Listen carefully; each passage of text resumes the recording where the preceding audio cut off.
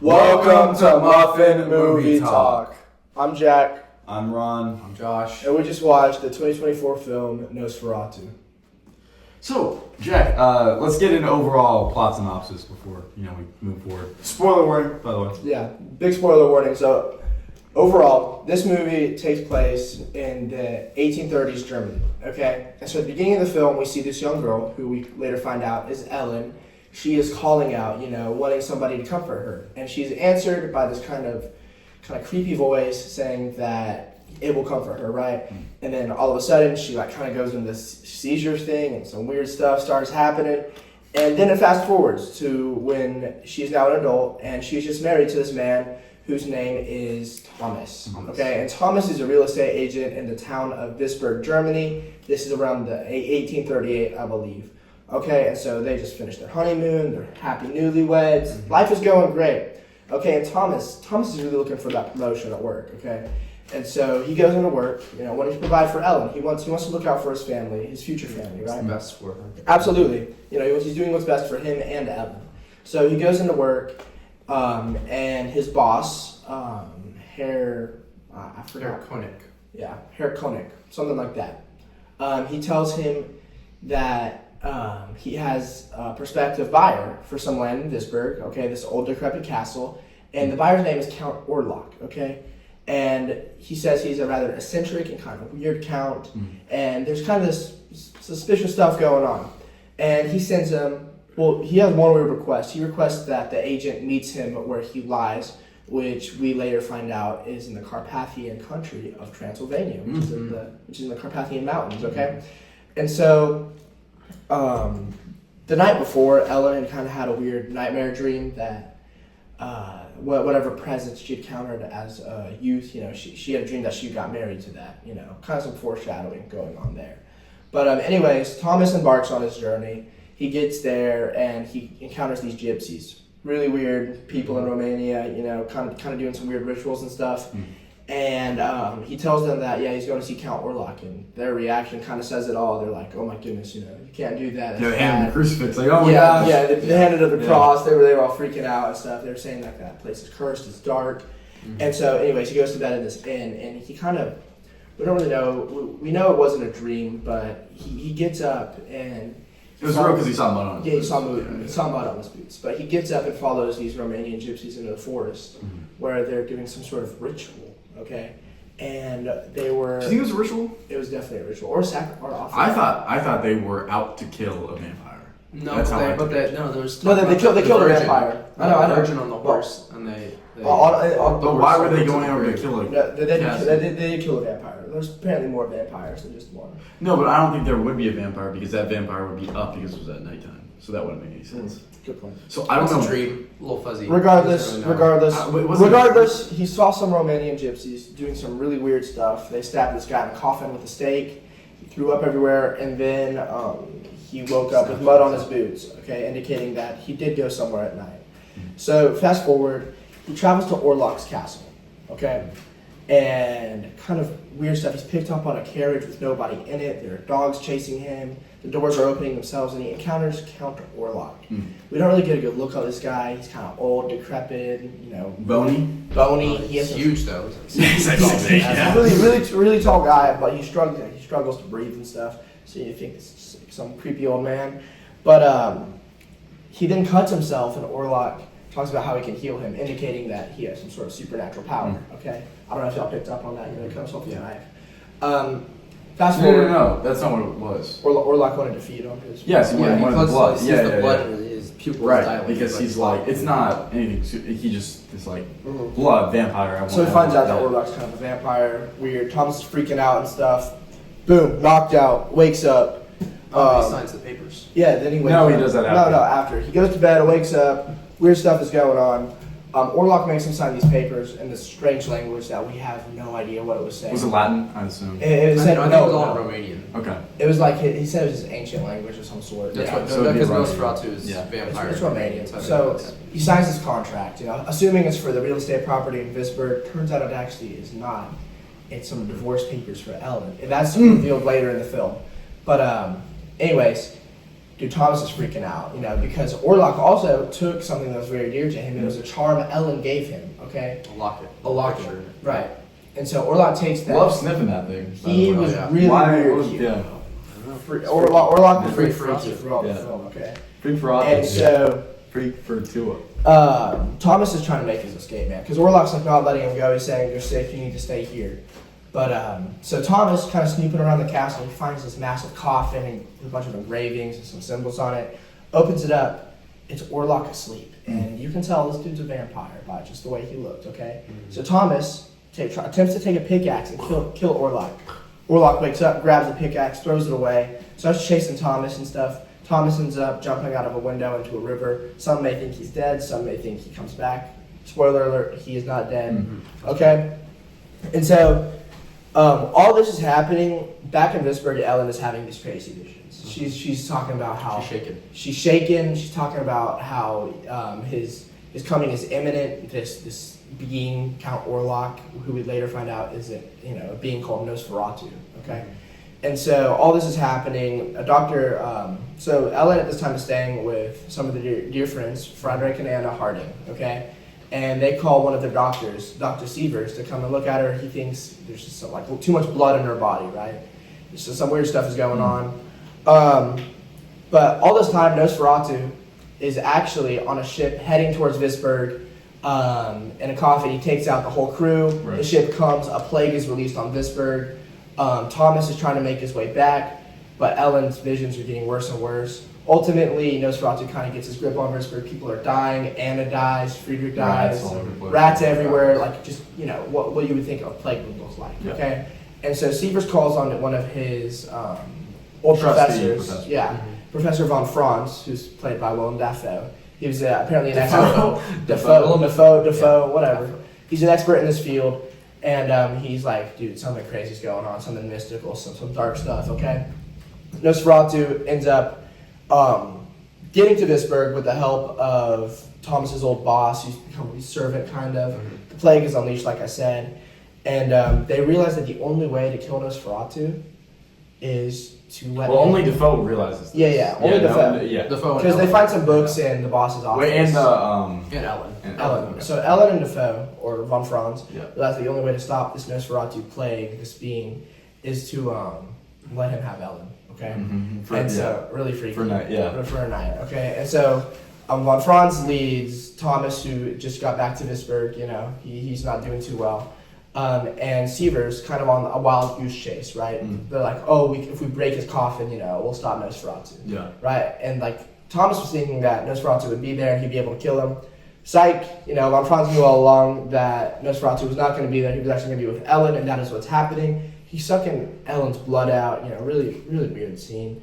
But Ellen holds him long enough for the sun to come in through the bedlight window, and everyone knows vampires. Boil skin. Yeah. In the sunlight, and Nosferatu dies. The ending: Nosferatu dies, Ellen dies, Friedrich and Anna are dead. Von Franz is happy because the plague is lifted. Thomas is in shambles because his newlywed wife is gone. She just got Take one for the team. She took one for the team, and that's what happened. Very selfless act, kind of gross. But that's the overall plot synopsis. There's some other details I definitely left out, but I'd recommend seeing this movie. Overall thoughts, Josh? Are we giving ratings? No, not yet. Not yet. Okay. I think it was one of the best movies I've seen all year. It had everything. It had mystery at the beginning. It had horror. It had action. Really kept me on the edge of the seat. Really liked it. Yeah, it was a really good movie. It was a really good movie. I was kind of surprised. It was kind of what I was expecting almost. Really? Because I knew this wasn't going to be the typical horror movie and Okay. a bunch of jump scares and stuff. Yeah. A little more suspenseful, a little more mystery involved. I really did like the mystery. The whole scene on the ship, really cool. I appreciated that, and that's kind of. I'm sure there's more. We talked about this before. Yeah, so that's paying kind of homage to the chapter of Dracula where Yeah. Dracula's on a Demeter. There's actually a film called The Last Voyage of Demeter made about that. Got 50% on Rotten Tomatoes, so I would really recommend you watch. I haven't seen it myself, but I kind of know the plot of it. This is probably one of the better films I've seen this year. Again, in the theaters especially. I'd say this and Gladiator 2, which are the only two we've seen in theaters. But this was really good. It was a really good film. I would definitely recommend watching it. like Josh said, it has a lot of good At some aspects. point, we're gonna have to review a bad film just to give those ratings. Yeah, Yeah, we got. We should have said Craven, man. We've been hitting home That's runs. I Yeah, wanted like to say 90% on Rotten Tomatoes. Yeah, exactly. We would have been a part of the nod. No, I would have been Remember, the biggest Craven defender. no, we were critics of There Will Be Oh Blood. yeah, we were very anti There Will Be Blood. Yeah, but Yeah. even still, that's like a critically acclaimed, like Yeah. almost. No, right. I know. Hey, Yeah. you're the one. You're the No, one. I know. Yeah, I'm yeah, saying. yeah. I mean, if I had to choose, obviously I'm gonna pick a good movie or a bad movie. I know it's gonna Sure. be bad every time, but at some point we have to have a little bit of variety. Yeah, Okay. for sure, Maybe for we sure. see. I don't know. We'll look at that. We'll look at the schedule. But other than that, I am a person who read the original Bram Stoker Dracula, and I'm a person who loved Bram Stoker's original Dracula. I read it for my summer read, favorite book I've ever read. Wow. So you can see a lot of the story beats, repeat again and again and again. With Dracula or Orlok needs a real estate in Germany instead of London. So like you just see minor twinges in Dracula's the story. from London? Dracula lives in Transylvania, same place, but instead the main character lives in London instead of Germany. So that's one. I kind of like the German touch, kind of a country you don't see a lot of English More movies. rustic. Unless it's World War 1830s II. Germany. I could yeah. I rocked with it. I rocked with it. The whole plague thing. That kind of.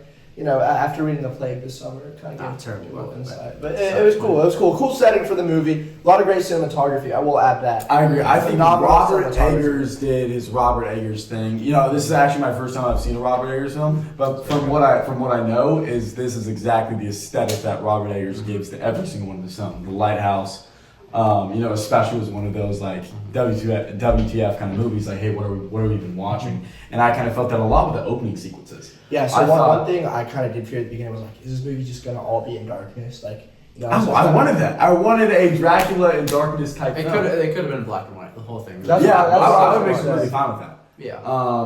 But I mean, modern technology, it is better to see a film in color. You can see more context. Sure, Better. sure. But I mean, also, if you're going to pay homage to Nosferatu, the original 1921 silent version, It's that- legend, 1920. well, yeah, that's why you revised. What I'm saying, like, that's why they made this. Mhm. There's no book on Nosferatu. This Yeah. is it. That 1927 film is all you got. Mm-hmm. Which is kind of funny that this spawns kind of from like honestly, if you're gonna do Dracula, I feel like you might as well just do Dracula.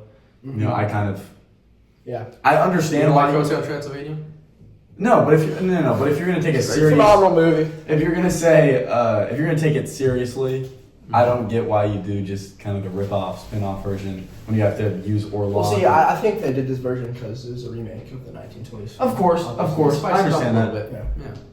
And I thought one of my main problems with the book Dracula is I really just didn't like the ending. Like I was kind of falling off by What the happened end. at the end? It was more just like so pretty much they got the Scooby-Doo gang together and then they pretty much so Dracula had to go back home to Transylvania because he needed to take his stuff back pretty much. So he needed to get his stuff over to London. Mm-hmm. So they all like halfway there in the daytime they got on the ship and they killed him. But my favorite part of the entire book is the first 4 chapters. The first 4 chapters are amazing. You don't have Shit. the first first 4 chapters. That's again one of my favorite chapters. But first 4 chapters are just Dracula and who's the main character in this? Thomas. And Thomas is figuring out what the hell is going on. Mm-hmm. And I never saw that descent into madness for Thomas. Thomas never saw Dracula as a normal person, or Orlok as a normal person the entire time. The entire time that Orlok was on screen, there's something wrong with this guy. I would have almost liked to see Orlok start off with as a character that you can have a conversation with. Mm-hmm. That it's not like this guy is a scary 6'8" tall guy that I want to keep the hell away from me, and instead have a guy who you can have a conversation with, and then you start picking up, hey, why did he say this? Why did he say this? And then why is he locking all the doors? Why can't I get out? Mm-hmm. Why are all these? So talking about that mystery aspect. Yeah, we saw a little bit of that. I never had any questions on Orlok and kind of what is he a good guy or bad guy? That never came across my head. And it's like, it would be a little fun. Like, I understand you're trying to do a Dracula movie and obviously Dracula's a bad guy. It'd be a little fun to have that. Yeah, well, they gave us that mystery, I think, with Thomas's boss at the beginning, saying, hey, you need to go here. Instead of like the guy coming in, like, that's kind of weird. He's like, And no, you see you need to go him here. naked. And Right, that threw me off. That was Wait, which part? Wait, what? When you see- Oh, yeah, the boss? Yeah. Let's talk about Well, what did y'all think about kind of the weird parts of the movie? There's some weird scenes. I would definitely say. Absolutely more adult content. For sure. You know, it's very very interesting. I feel like Slightly disturbing. most of it was needed for the film, and I think most of it was just weird Hollywood. Some of the scenes I could have cut a Yeah. little bit Like shorter. yeah. the Thomas Not as Allen much scene, of like it. that was not necessary. Yeah, it was just like, okay. You know, I feel like some of it was necessary, but I think a lot of it, you can. But do you make a PG-13 version of Nosferatu? No. No, you're not. You If can. you're gonna do it, you're Well, I gonna mean, do it. Yeah. You could have R without making it, triple R. I mean, you didn't really have to have all. Was all it of the triple R? Was details. it? It was not. This was not that bad. You think it was that bad? Double It was R. pretty. Maybe not triple. This is double R. Is this double R? This is it not a double date R? movie. This is not sit down. Absolutely Even not. with like your adult. I'm family, taking you my watch girlfriend this with movie. us. Yeah. This is a family that movie I'm watching with my family. I'm like looking around, a little Yeah, comfortable with what's yeah, going on. It's yeah, good. yeah. You're not gonna take your grandma to go see this. Absolutely not. That's what you're gonna Absolutely. do. Would you ever rewatch this movie? Absolutely, I would. Yeah. But In theaters? yes, I would. Okay. But with no. I mean, just like once you've seen it, you kind of know everything that happens. I would definitely watch I it think again. there's small intricacies that I kind of want to pick A lot up. of See, I feel like I Yeah. picked up on a lot of that throughout the movie. Oh, so I you guess just Jack's a better movie watcher I than am. us, What can I guess. say? more identified. What can I say? Better than Dom, dude. Dom didn't even know who the No, Tom boss was on his phone the whole time. Was he really? No, not the whole time. He was on his phone a lot. He was tweaking out a little bit. Yeah, What do you think? different reasons. Did you talk about it on the way home? What did Yeah, say? he really liked it. Okay. Like I said, great movie. People should go watch this. Just with the right crowd. Yeah, right. Yeah, right. Right Yeah. atmosphere. This is not. Oh, let's. And get like, all if my you're friends squeamish, together. I would not recommend watching this movie. There's a lot of blood in it, you know. Yeah, I wouldn't watch this with your mom. You know, No. it's kind of a nada. Yeah. Overall ratings? You want to do that now? Yeah. Yeah, for sure. I'll give it, at first, upon leaving the film, I was thinking, 7 to 8 range. I'm leaning more towards 8. I'll give it a solid 8.5. The cinematography, really a major factor for that. It's really good. I mean, my rating for Gladiator 2 was higher, but that's honestly just personal No, preference. I think okay. That's we can personal talk about preference. something. But yeah. So ranking of the 3 films you've seen, There Will Be Blood, Gladiator 2. Okay, There Will Be And this Blood, one. last Yeah. place. I know that's gonna get some backlash, but Yeah, it's just like it comes down to personal preference. Really you know? fun. Have you ever seen Jeremy Johns? Have you ever watched his movie reviews online? Do you know what I'm I talking have about? At least. Okay. Well, he rated this as #1 film of the year, It's crazy. and I think I was yeah. between this and Dune 2, I think. I like this one and Dune 2. Yeah. I like Dune 2. Yeah. Dune 2 might be more entertaining. Like For sure. your That's family that can be a watch blockbuster. it. Absolutely. Yeah. This This is a break this box is office more movie. This is like a artistic, gritty, kind of, artistic. Absolutely, It's got more absolutely. sauce. Yeah. Yeah. No, I was. Sauce. Lot Did you more see sauce. like on There's- Twitter there's when a they lot were of talking sauce. about how like Superman has like no sauce, like Yes. like this. All This sauce. is sauce. This This is all is sauce. sauce. Yeah. Josh. I'm gonna go with the 9.2. The only reason it's not all the way up there higher, 9.6, 9.7, I think some of those scenes they cut it a little bit shorter, more gratuitous than it needed to be. But other than that, I can't really knock the movie for anything. Acting, shooting, directing, Acting was plot, good. all Acting was incredible. Love Defoe, crazy. Yeah. Vampire hunting, alchemy, loving Defoe. Yeah. See, I wish he was smarter. So See, Ron- in the book, that character was smart. Ron was talking He's about very smart. Van Helsing and Dracula. Yeah, Van Helsing was like He knew more- kinda- he knew more ball. He knew Yeah. ball beforehand. This was like really the professor's first time dealing with a Dracula-like figure. I mean, how many Where- guys run into Dracula twice in their life? Well, it wasn't that. It's like he really read up on it and he like knew a lot of. He was the book subject. smart. Yeah. Like the books. And like it was like I kind of liked the character that kind of knew what was happening Mhm. while I feel like the professor was picking up stuff while you were picking up stuff. Mm-hmm. It was what it was. I kind of. It was a cool feel, though. It was a cool feel. I mean- You were discovering more as the professor. Well, discovered Defoe more. did know that it was a vampire. It was Nosferatu before anyone else did. But he didn't. But it wasn't like he knew the symptoms to be able to defeat Nosferatu. Van Helsing had the symptoms, and it was pretty much just who's going to get to him first. Dracula or Van Helsing? Who's going to win? Okay. Yeah. So it's kind of like a Frankenstein-esque fight between Dracula and Van Helsing.